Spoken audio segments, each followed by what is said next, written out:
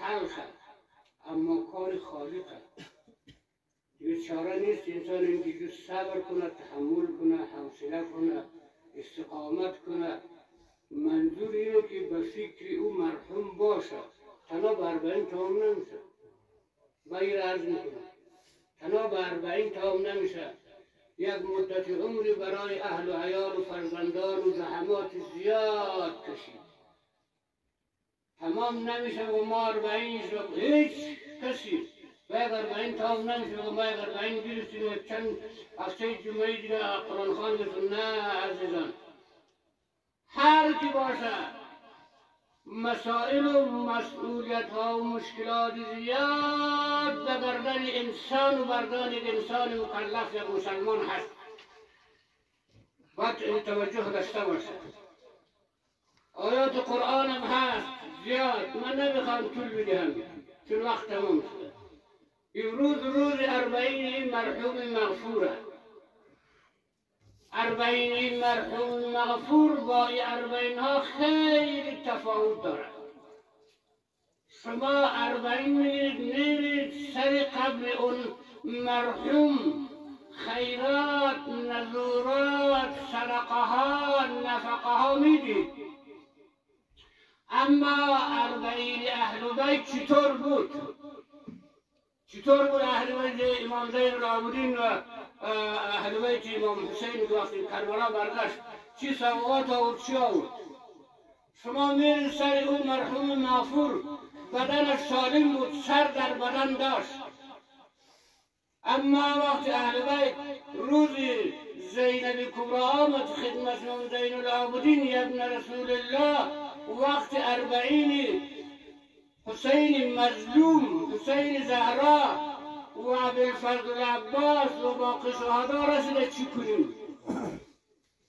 میگه که امام زین العابدین اشکهایش جاری شد، سرازیر شد. فرمود اما زینب شاید با قدرت الهی به 40 اهل بیت 40 منزل بود از کربلا و شام.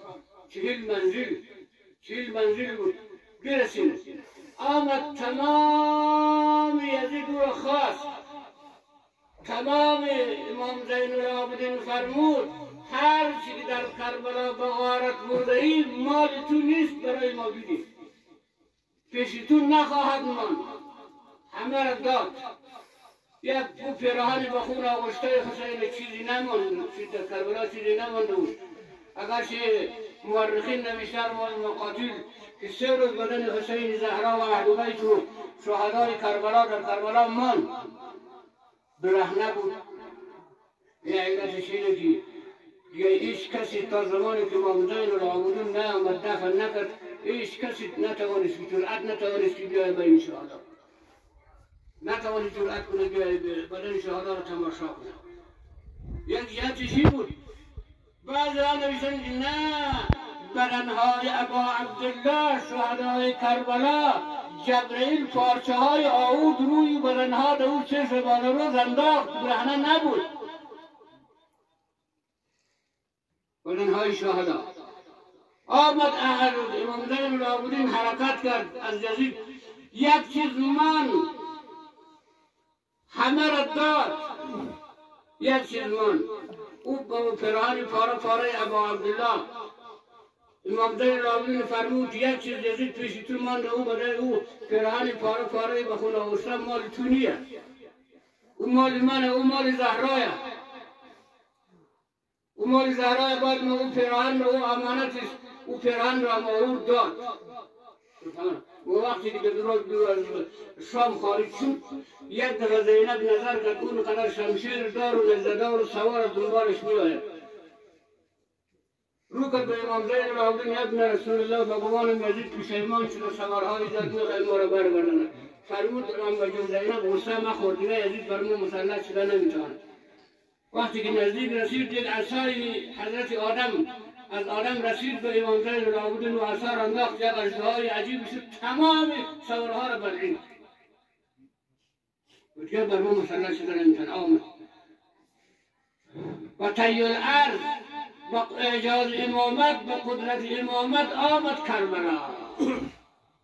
وقتی کربلا رسید و کربلا که رسید امام زین العابدین سید الساجدین از عزیز شنیدی که جابر بن عبدالله انصاری در کنار مرقد مطهر ابو عبدالله اشک میریخت، گریه میکرد.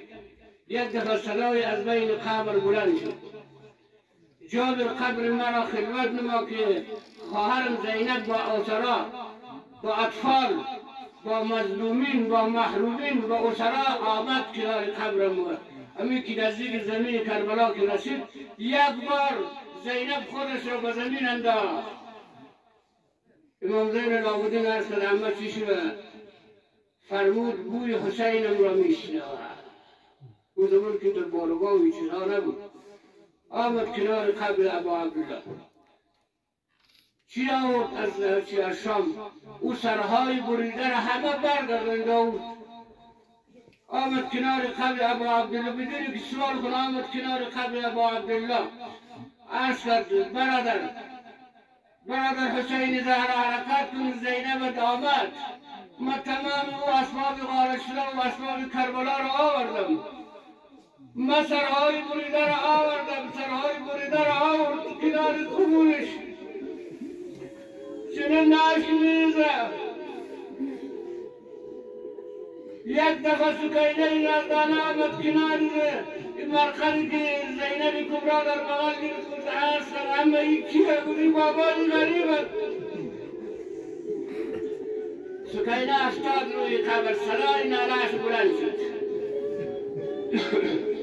ای پادر در شامی غم قانونی اسلامی نبود و نام ما جز خارجی چیزی نبود. بابا چوبو مرزد بر نبودن داری تو با غیر علم الغیوب از حال ما آقا نبود. سکینه افتاده روی قبر بابا ما 40 منزل طی کردیم بار ورانه. یک بار سرها را از بین چیزایی برین کرده زیرش. یک بار رو بابا آمد کنار زینب. آی زینب کبرا مای سالات کجای اون نازدانه تیغ صغیرم. اون طفل صغیر سر بریده، چون که وقتی که امام زین العابدین این شهدا را دفن کرد، این شهدا را که دفن کرد برگشت به کوفه، چون امام زین العابدین امام معصوم حجت خدا برگشت با خارون و خاکارون و چشمان گریان در دارالاماره برگشت. امام زین العابدین یک کن مرض که نداشت که برگشت اینجا.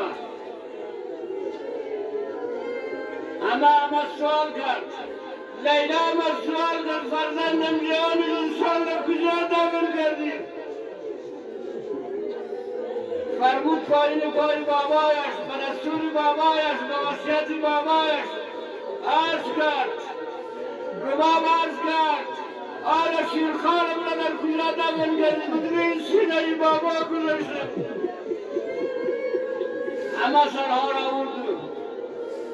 این پیرهن پرخون را میشاندند بابا عبدالله امام حسین.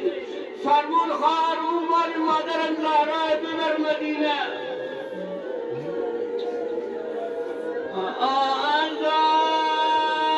انسان کی باشد شور و شین با زینب مقبر سری قبر حسین. ای برادر از لحد بردار و سر و خار و زار زینب رسید سفر. زینب مردمه ای مصیبتی مانند مصیبت زینب. اون مسائلی که بر حضرت زینب وارد شد بر زهرا نبود. زهرا اومدن این پاره را ندید. زهرا اومدن به سر را در مقدمه ندید، اما زینب دید. یک بار زینب صدایش بلند شد. ای برادر جمله اطفالی شما آمد تمام وارد راقی یمن رد اربازار شام ای برادر خوارت شرمنده است با نازو آن دخترت اندر خرام مانده است این نانه باش بازید یک بار صدای از بین مرقه متحری ابا عبدالله بلند شد انسان را کن در ماتم محمد الغمین زنکی لا يحب الصابرین زینب مظلومه اونجا با اهل بیت 3 روز من در کربلا امام زین العابدین فرمود اما لا حرکت کنیم به طرف مدینه فرمود ای حجت خدا من در روز دفن برادرم نبودم فرمود دیگه بیشتر از این اجازه نداری حالا آمد بعد وزرای نجف آمد بعد وزرای برگشت به مدینه شنیدی از عزیزم که وقتی به مدینه برگشت چه روزگاری بود چه مصائبی بود سلام